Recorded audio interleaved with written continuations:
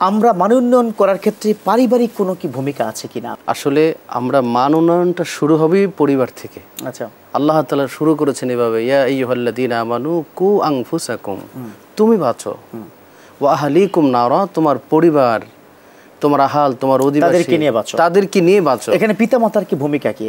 আমার সন্তান, এই যে সিয়ামের মাস, এই মাহে রমাদানুল মুবারক আমাদের উপর দিয়ে অতিবাহিত হয়ে যাচ্ছে, সিয়ামের এই মাসের যেন একটা মিনিট, একটা মুহূর্ত যেন আমাদের অন্য কাজে, আত্ম উন্নয়ন, আত্ম উপলব্ধি ছাড়া অন্য কোনো কাজে যেন ব্যয় না করে, এজন্য সন্তানদের প্রতি বেশি করে খেয়াল রাখা উচিত পরিবারের। সাহারির সময় উঠিয়ে দেওয়া, সাহারির সময় উঠিয়ে দেওয়া, যে সে এবার এসএসসি পরীক্ষা দিবে, থাক ঘুমিয়ে যাক, এরকম কোনো কথা বলে তাকে না শুয়ে রাখা, ইফতারের সময় ইফতার করা, 5 ওয়াক্তের নামাজে মসজিদে পাঠিয়ে দাও। তাহলে এই ধরনের একটু গাইডলাইন পিতামাতা।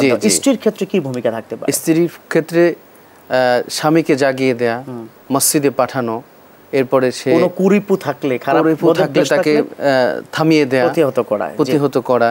তারপরে হচ্ছে সন্তানদের প্রতি বাবা এবং মা দুজনের দায়িত্ব বেশি করে পালন করা, যাতে করে সিয়াম পালন করে রুম আটকে মোবাইল নিয়ে পড়ে না থাকে, তাকে মসজিদে পাঠানো, একটু কোরআন নিয়ে বসা। এবং যেহেতু আমার মা বোনরা গোটা বিশ্বময় যারা বাংলা ভাষাভাষী শুনছেন, সবার জন্য একই মেসেজ হচ্ছে আমাদের পরিবারগুলো ধ্বংস হয়ে যাচ্ছে। অনেক অনেক ধন্যবাদ জানাচ্ছি আপনাকে।